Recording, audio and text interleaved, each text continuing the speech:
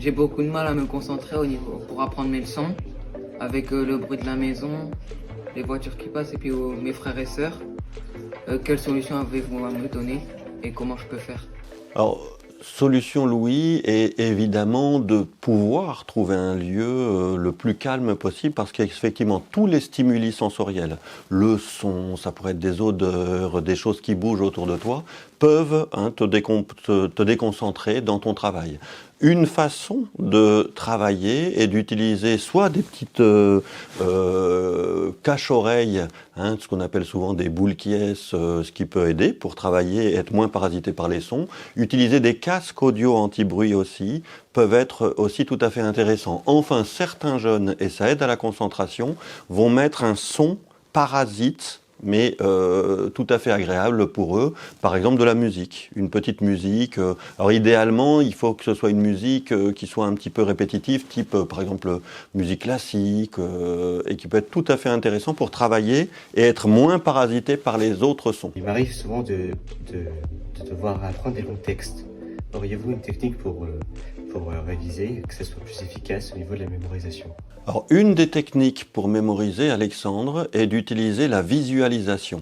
Imagine, par exemple, que tu es à retenir pour aujourd'hui, ah oui, il faut que je téléphone à mamie, que j'aille faire des courses, que je rejoigne mes copains au skatepark et que je fasse mon DNS de maths. Alors, tu peux imaginer mamie sur un skate, devant l'hypermarché, et qui tient ton livre de maths comme ça. Alors ça peut être une image marrante, une image qui suscite un peu, ça peut être de l'humour et des émotions. Et tu verras qu'en visualisant cette image bizarre de ta mamie sur un skate tenant ton bouquin de maths devant le supermarché, tu vas retenir de manière claire les 4 choses mémoire que tu as à retenir. Donc essaie de visualiser. Un autre moyen de visualiser, c'est de mettre en place des bouts de texte dans ta tête, dans une maison. Alors ça peut être par exemple la mémorisation de ta maison, tu connais par cœur ta maison, le salon, l'entrée, la cuisine, et tu mets, par exemple, sur la table de la cuisine, un bout de ton texte, et puis ensuite tu imagines que le bout de ton texte suivant est dans le salon, puis dans ta chambre, puis dans le couloir, puis dans la salle de bain. Et c'est une bonne façon de retenir en mémoire, d'imaginer un bout de mémoire dans chaque pièce de ta maison. Comment me concentrer sur le cours de maths? En classe, parfois mes pensées vagabondent et je n'arrive plus à me concentrer. 2 choses pour les pensées vagabondes. Imaginez les laisser passer comme un nuage. On est tout le temps pris.